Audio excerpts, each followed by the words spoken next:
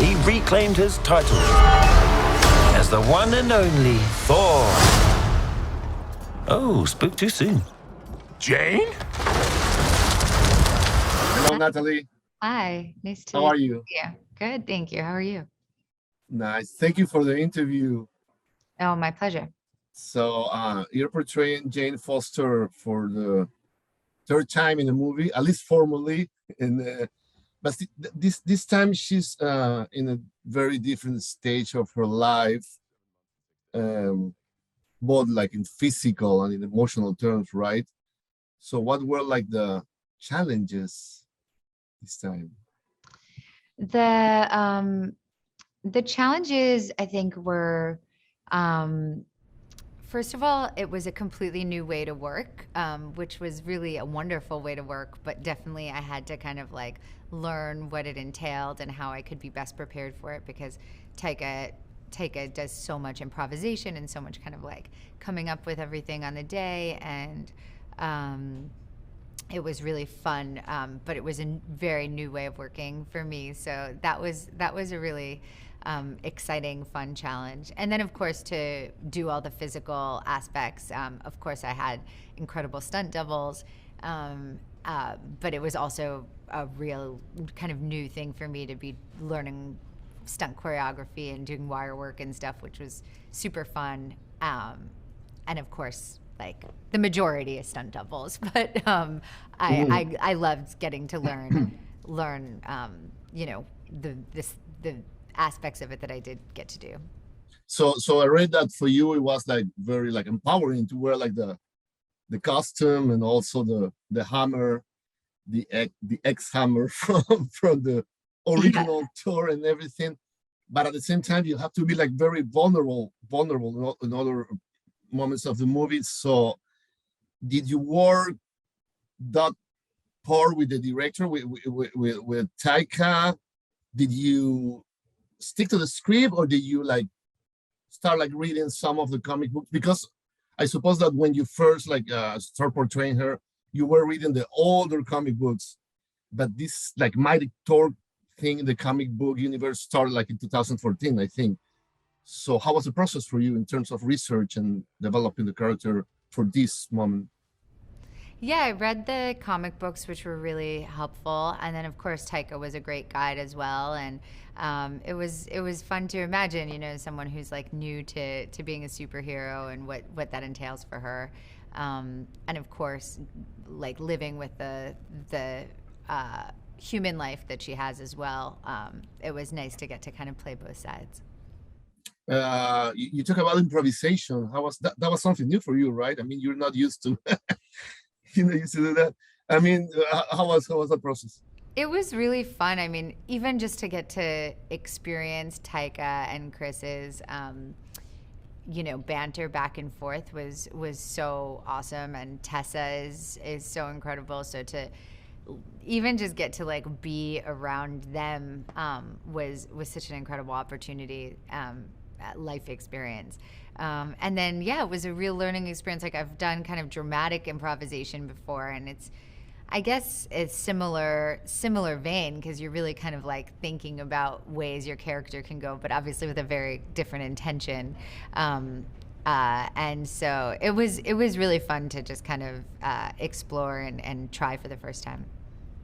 So usually when you have these like moments, you did like a lot of different takes, just trying different lines of dialogue, or how was it? Yeah, pretty much every take is different on a Taika set, which is amazing. I mean, for editing, it's like it could have been 5 million different movies with the different versions of everything that happened, which is pretty amazing and pretty fun way to work. So we have to talk about the chemistry you have with Chris Hemsworth, because there's a lot of chemistry between you two. You guys share some very moving scenes, but there's also a lot of funny ones, as we've been saying. How was that, and how did it feel to work with him again after all these years? It was so great to work with Chris again. You know, when I met him the first time, it was so amazing, because nobody knew who he was when we made the first Thor. Ken cast him out of like, many actors and who had auditioned, and I mean, I think he had done some work, of course, but he wasn't who he is today in terms of people knowing him, and he's like exactly the same person. He's just such a deeply good, kind, hardworking, talented person, and so smart and so professional, and really works harder than like anyone I've ever seen. So it's pretty remarkable to get to meet him again after all of this success, after all of this popularity, and still see that like core incredible human being intact. And then the training, the physical training, I read that you trained for like at least like 10 months. And I see the movie, you say that there's some stunt work, but you did a lot of your stunt work, and you probably have other people helping you too. But I was just checking your filmography, and it seems to me that this is the movie that you've done more action sequences, at least like this type of spectacular action sequences. Can you talk about that? About like training, about like getting, looking like the way you look in the movie, and then doing the stunts and doing everything that you couldn't during the shooting?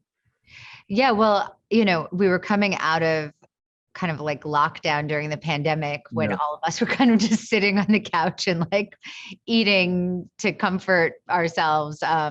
And I turned 40 while we were making this movie. So I wanted to make sure that I was as strong as possible and that I wasn't going to just like injure myself when I had to do something. So I worked with an amazing trainer, Naomi Pendergast, in Sydney, Australia, and that was really wonderful to get to a point where I felt really, really strong and capable of doing what I needed to. Of course, like you said, there's so much incredible stunt double work that was not me. But I did learn a lot of the choreography, and I did do some things, and it was incredible to have that strength, especially on my 40th birthday, to feel like I was the strongest I'd ever been in my life. So what would you say is the, I don't want to say message, but what are the intentions of the movie? What would you like people to take from the movie? I think it really, first of all, is pure entertainment and joy, which I think we could all use right now.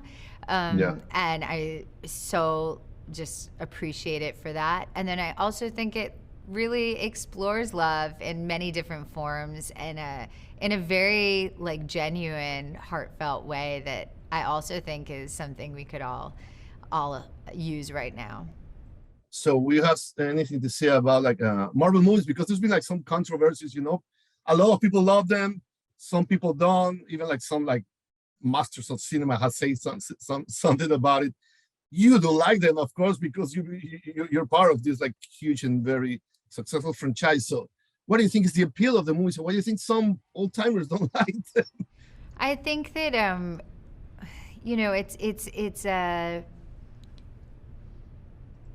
I think there can't be gatekeepers to art and to entertainment. It's like everything should be allowed, and I think, of course, everyone who loves cinema wants to preserve the ability of all kinds of cinema to be made, and all kinds of voices, and and of course it's been really, I think, challenging for for small films to thrive. But I think that there's so much innovation and so much all of these different streaming platforms and stuff have also given rise to such incredible opportunities for things to be seen that you might not normally have access to. So I think it's a large conversation. I think it all comes from a deep love of film, and which I share, of course. And I just think that there's so many ways and so many purposes for art in general and for film, and that like nothing should be nothing should be not allowed, like that we should allow all of it. Thank you very much. And of course, you've been in different types of movies, so you're doing a lot, and that's very cool, and we appreciate that. Thank you for your time, Natalie. Have a good rest of the day.